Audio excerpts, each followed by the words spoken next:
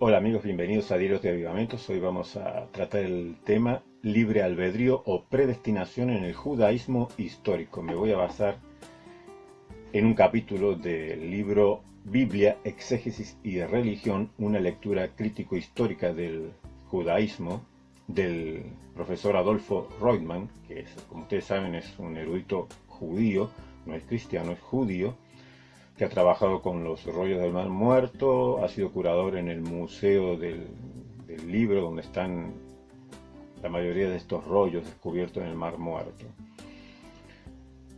Y en este capítulo va a tratar acerca de la paradoja en la filosofía o en el concepto teológico judío, sobre esta tirantez que existe entre el libre albedrío o la predestinación, como algunos en el judaísmo se iban para un lado, otros para el otro extremo, y como algunos lograban un equilibrio, y cuál es en realidad la posición que ha predominado dentro del judaísmo histórico. Vamos a leer en este capítulo. Dice: en la época helenístico romana, que sería del siglo IV a.C. al siglo I después de Cristo, los temas del libre albedrío y determinismo merecieron especial atención en círculos filosóficos.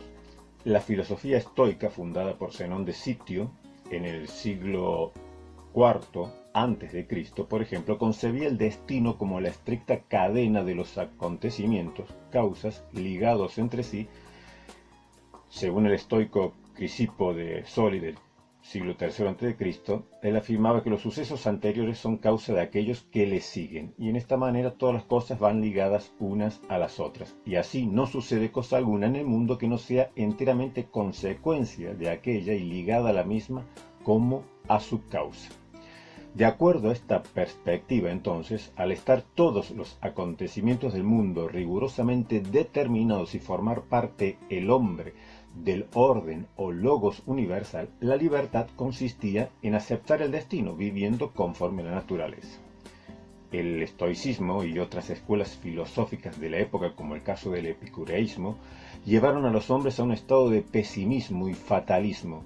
La sensación era que toda la realidad estaba regida por la Psique o Fortuna, la diosa del destino, en la religión griega y romana, respectivamente. Como decía el poeta romano Manilio del siglo I después de Cristo, el destino rige el mundo, todo obedece a una ley fija. Como consecuencia de la atmósfera cultural de la época, también los intelectuales judíos en la antigüedad mostraron un particular interés en los temas del libre albedrío y el determinismo. Un ejemplo es el sabio jerosolimitano Jesús ben Sira, hijo de Sira, del primer tercio del siglo II a.C., que, influido por la teología deuteronomista, defendió a ultranza las doctrinas del libre albedrío y la responsabilidad humana.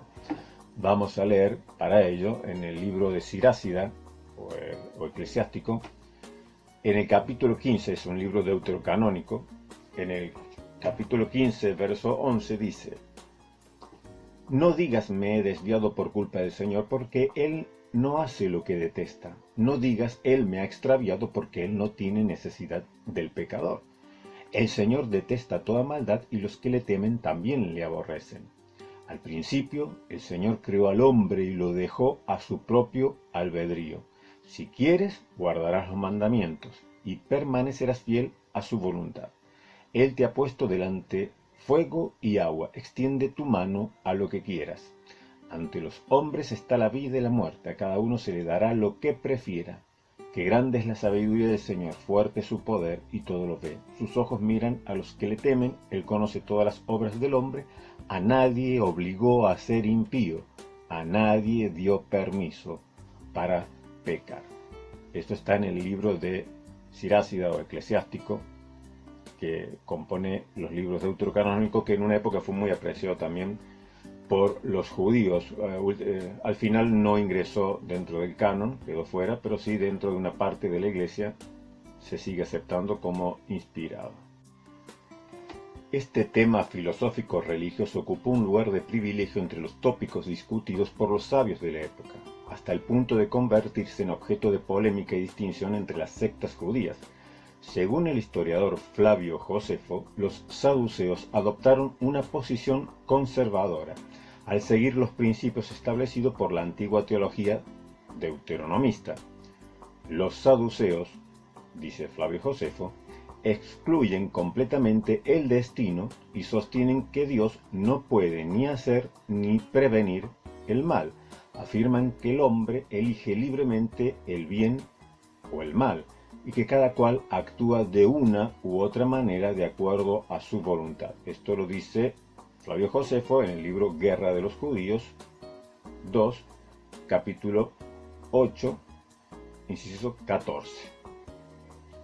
En abierta oposición a la teología tradicional estaba la otra secta, la de los esenios, la que nos dejó los manuscritos del Mar Muerto. Los esenios asumieron una posición totalmente contraria, considerando que todo debe dejarse en las manos de Dios. Esto también lo dice Flavio Josefo en Antigüedades Judías 18, 1, inciso 4. Según se entienden las palabras de Josefo, estos piadosos habrían adoptado una concepción casi sin antecedentes en la historia del pensamiento de Israel, según la cual Dios predeterminaba el destino de los hombres. Este testimonio literario sobre los esenios se vio confirmado con el descubrimiento de los rollos del Mar Muerto, cuando entre estos preciosos documentos antiguos halló el siguiente pasaje: del Dios de conocimiento proviene todo lo que es y lo que será. Antes de que existieran fijó todos sus planes, y cuando existen completan sus obras de acuerdo con sus instrucciones, según su plan glorioso y sin cambiar nada. Esto está en la regla de la comunidad 3, de los incisos 15 y 16.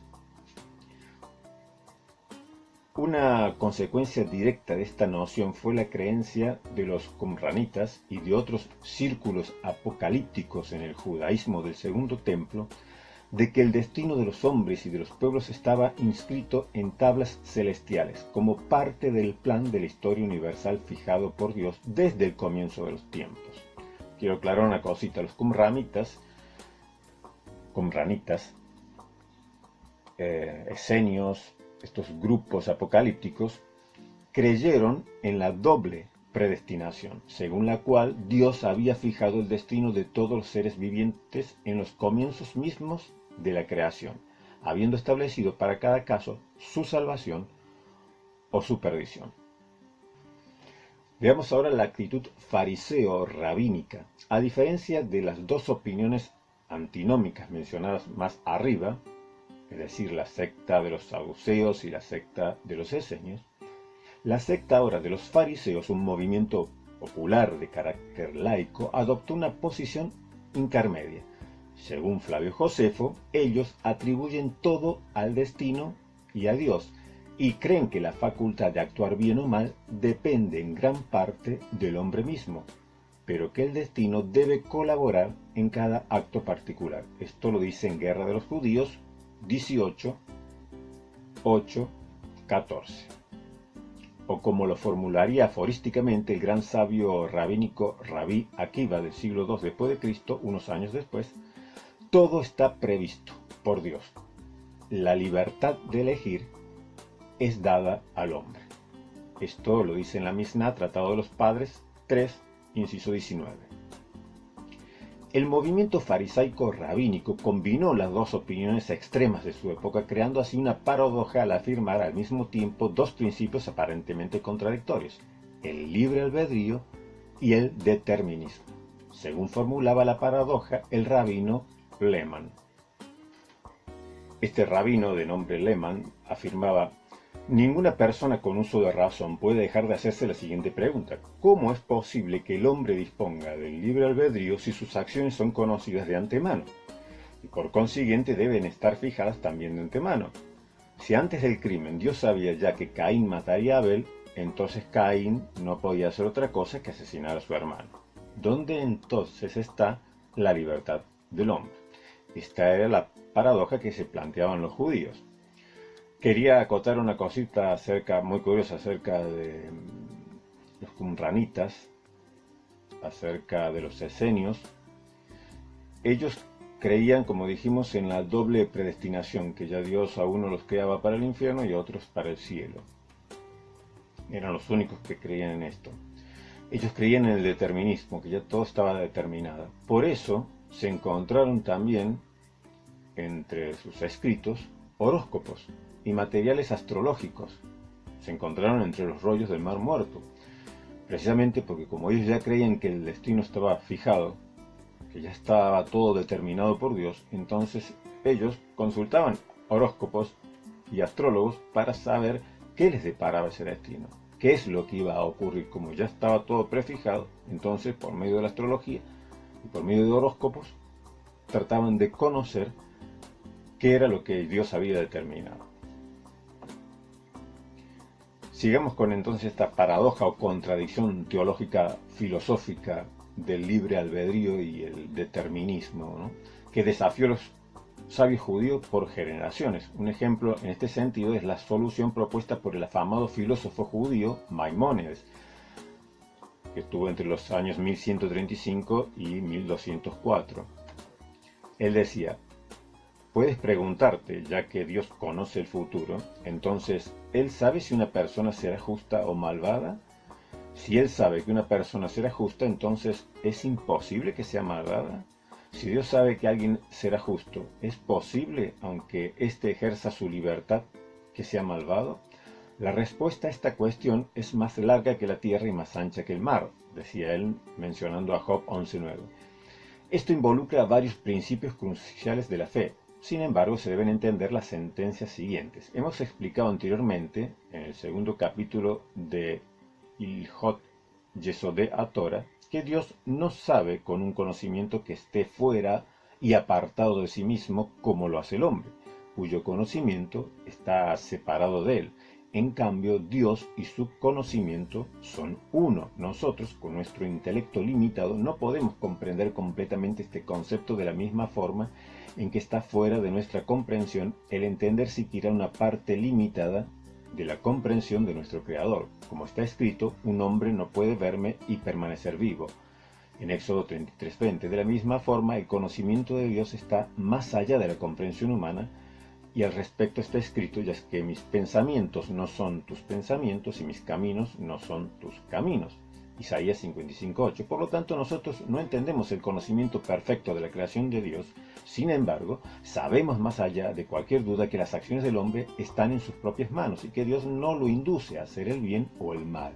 De hecho, no es solo una cuestión de fe, sino que esto lo entendemos a través de pruebas filosóficas. Por lo tanto, los profetas enseñaron que la persona será juzgada de acuerdo a sus hechos. Esto constituye un principio fundamental sobre el cual se sustentan todas las palabras predicadas por los profetas.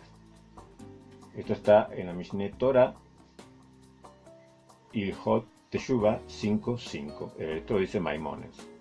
Maimónides dice que el hombre no puede comprender de la misma o conocer de la misma forma que conoce Dios, porque el hombre todo lo que conoce lo va incorporando desde afuera hacia adentro, de lo exterior hacia el interior. Esa es la forma que el hombre tiene de conocer. Todo está afuera, lo va incorporando mediante el conocimiento, pero Dios no es así, porque Dios es omnisciente, es decir, Él y su conocimiento son uno. No es que Dios toma algo que está fuera de Él y lo incorpora como conocimiento, sino que todo está en Él, pues Él es omnisciente. Entonces Él no incorpora conocimiento, sino que Él conoce todo. Maimónides entonces afirmaba que ese conocimiento de Dios no significaba predeterminismo y que el hombre, al fin de cuentas, según las Escrituras, era responsable de sus acciones y no se le podía culpar a Dios por haber determinado lo que hace o deja de hacer. No obstante, la solución de Maimónides fue criticada duramente por su contemporáneo Rabí Abraham ben David, quien escribió en su comentario a este pasaje: el autor de este estudio no ha demostrado aquí ser un verdadero sabio, pues un verdadero sabio no empieza a desarrollar un tema cuando no sabe cómo concluirlo. Maimónides ha planteado problemas cuya solución no puede ser hallada por razonamiento, y luego los transpone en el terreno del dogma. Opino, por lo tanto, que hubiera sido más sensato por su parte eludir totalmente aquel planteamiento, así, por lo menos, hubiera evitado que la duda se insinuase en los corazones piadosos. Y concluye este capítulo el profesor Roitman diciendo: sea cual fuere la solución a esta paradoja filosófica, desde los tiempos del Deuteronomio hasta nuestros días, el judaísmo histórico ha asumido como verdades fundamentales de su fe las ideas sobre el libre albedrío, la responsabilidad individual y la retribución personal. Según la religión de Israel, el destino no está predeterminado por Dios o por los astros. El malvado no está condenado a serlo por un destino ciego y prefijado, sino que lo es por propia decisión. Y de aquí pues que el pecador es tanto libre para pecar como lo es para arrepentirse o hacer teshuvá. Les recuerdo que hemos estado leyendo el libro del erudito judío Adolfo Roitman, Biblia, Exégesis y Religión, una lectura crítico-histórica del judaísmo histórico, que está a partir de la página 281. Recordemos que Roitman no es cristiano, es judío, así que por lo tanto su postura sería imparcial en cuanto a las disputas que existen dentro del cristianismo acerca de predeterminismo, libre albedrío, predestinación. Vemos como el profesor Roitman nos dice que el tema del libre albedrío y la predestinación o predeterminismo divino ha sido para el judaísmo histórico siempre una cuestión filosófico-teológico, que creo que también pasa lo mismo en el cristianismo. Si ustedes leen a los padres de la iglesia, la mayoría, la inmensa mayoría de los padres de la iglesia siempre ponen en alto la libertad del hombre para decidir si recibe la gracia de Cristo o si la rechaza. Es decir, que Dios no ha predeterminado que el que se pierda no podría salvarse, ni el que se salva no podría haberse perdido. Fue hasta la aparición de Agustín, y no en sus postulados teológicos, sino en sus especulaciones filosóficas, donde Agustín comienza a desarrollar el tema del predeterminismo. Si ustedes leen cómo comienza Agustín, o surge en Agustín esta duda acerca del predeterminismo, que lo hace tomar un camino distinto del resto de los padres de la iglesia, verán que es una cuestión filosófica. Él se plantea, lo dice, ustedes lo pueden encontrar esto en sus libros, hay dos bebés. Un bebé es bautizado y muere, se va al cielo, a la gloria. Otro bebé no es bautizado, se muere y se va al infierno.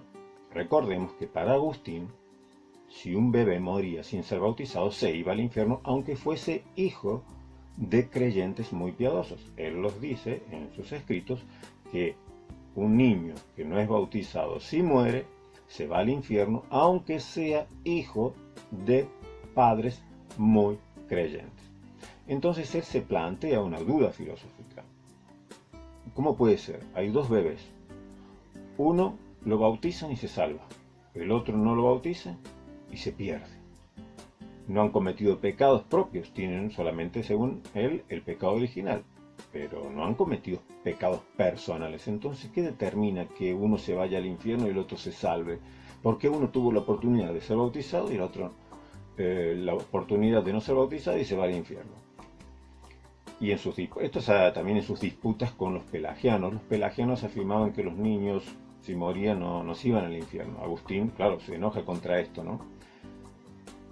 Curiosamente o paradójicamente, con el tiempo, muchos calvinistas han terminado creyendo que un niño, un bebé que muere, no se va al infierno. Yo también personalmente esa es mi postura. Yo creo que un bebé que muere, aunque no sea bautizado, no se va a la condenación eterna. Jesucristo mismo dijo: dejad a los niños venir a mí y no se los impidáis, porque de los tales es el reino de los cielos. Pero Agustín no entendió así, y fue Agustín el que más enfatizó el tema de que si un bebé no se era bautizado, se iba al infierno. Por eso Agustín decía que aquellos que trabajaban en una casa de otra familia o que podían de manera oculta, ya que los padres de tal criatura no eran creyentes, si podían tomar a ese niño a escondidas y llevarlo a una iglesia y bautizarlo, por lo menos si se moría, ese niño era salvo. Que lo hicieran a escondidas, que de esa manera mostraban amor y piedad por los niños. Bueno, entonces para él no tenía resultado, no tenía solución esa paradoja, es decir, ¿por qué un bebé se muere, se va al cielo, y otro se muere y se va al infierno? Y entonces ahí desarrolla todo el tema, dice, no hay otra respuesta más que un predeterminismo, porque Dios así lo predeterminó, que éste se salve y que éste se condene. Los demás padres de la Iglesia, la inmensa mayoría de los padres de la Iglesia, no creyeron nunca esto, además la Iglesia en general nunca lo aceptó. Si ustedes se fijan, ya lo vimos en unos capítulos anteriores, la Iglesia en concilios ecuménicos generales que abarcaban toda la ecumene, toda la cristiandad, condenó el pelagianismo, pero no toda la cristiandad condenó el semipelagianismo. Ya eso lo vimos, que solamente fue la Iglesia de Occidente. La Iglesia de Oriente nunca condenó el semipelagianismo, por eso ustedes a veces leerán padres de la Iglesia orientales, padres de la Iglesia griegos, teólogos ortodoxos griegos, y hablan muchas veces que parece muy parecido. Es casi, uno podría decir, esto es semipelagianismo. Y ellos van a decir, bueno, ¿y cuál es el problema si nosotros nunca hemos condenado el semipelagianismo? Lo que hemos condenado ha sido el pelagianismo. Los que tienen problema con el semipelagianismo dicen, los orientales son los occidentales, Roma, que lo condenó. Ya lo vimos en sínodos como el de Arles, el de Kelsey. Pero lo más curioso de todo, el de Orange, lo más curioso de todo es que en estos mismos sínodos donde se condena en Occidente el semipelagianismo, también se condena el predeterminismo, que era un exceso de las especulaciones filosóficas de Agustín. Esto generalmente no se conoce, pero si ustedes revisan los cánones del sínodo de Arles y de Kelsey, el de Orange, verá que también se menciona que se condena el predeterminismo, es decir, se condena que se afirme o se enseñe que el que se pierde no podría haberse salvado y el que se salva no podría haberse perdido. Si ustedes tienen el de Singer, Hünermann, pueden buscarlo en los incisos 330 al 342, donde habla del sínodo de Arles del año 473 y la carta de sumisión del presbítero Lúcido. Dice en la introducción, sobre la doctrina de la predestinación del presbítero Lúcido trataron dos sínodos, el sínodo de Arles del año 473 y poco después el sínodo de Lyon. La refutación escrita fue redactada por el obispo Fausto de Regi y enviada a los 30 obispos sinodales de la Galia. Lúcido tuvo que suscribirla. Y ustedes pueden leer a partir del inciso 330 del de Singer esta carta de sumisión del obispo Lúcido, que está incorporada también en el sínodo de Arles, que recordemos que en el sínodo de Arles se condenó al semipelagianismo, pero juntamente con el semipelagianismo, fíjense cómo se retracta Lúcido de su enseñanza predeterminista. Dice, vuestra corrección es de pública salvación y vuestra sentencia medicina. De ahí que también yo tengo por sumo remedio excusar los pasados errores acusándolos y por saludable confesión purificarme. Por tanto, de acuerdo con los recientes decretos del concilio, estamos hablando del sínodo de Arles, condeno juntamente con vosotros aquella sentencia que dice que no ha de juntarse a la gracia divina el trabajo de la obediencia humana, que dice que después de la caída del primer hombre quedó totalmente extinguido el albedrío de la voluntad, que dice que Cristo Señor y Salvador nuestro no sufrió la muerte por la salvación de todos, que dice que la presencia de Dios empuja violentamente al hombre a la muerte, o que por voluntad de Dios perecen los que perecen, que dice que después de recibido legítimamente el bautismo, mueren a Adán cualquiera que peca. ¿Qué dice? O sea, él condena, dice la enseñanza, que dice que unos están destinados a la muerte y otros predestinados a la vida. En el 340, en el inciso 340 de esta retractación del obispo Lúcido, dice, también en la forma en que condena o se retracta, dice, también Cristo, Dios y Salvador, por lo que toca a las riquezas de su bondad, ofreció por todos el precio de su muerte y no quiere que nadie se pierda. Él, que es Salvador de todos, sobre todo de los fieles, rico para con todos los que le invocan, según Romanos 10:12. Y dado que sobre realidades tan importantes se debe dar satisfacción a la conciencia, recuerdo haber dicho antes que Cristo vino solo para aquellos de los cuales tenía presciencia que habrían creído. Ahora empero, por la autoridad de los sagrados testimonios que copiosamente se hallan en las divinas escrituras, por la doctrina de los antiguos, puesta de manifiesto por la razón, de buena gana confieso que Cristo vino también por los hombres perdidos, que contra la voluntad de Él se han perdido. No es lícito, en efecto, limitar las riquezas de su bondad inmensa y los beneficios divinos a solo aquellos que, al parecer, se han salvado.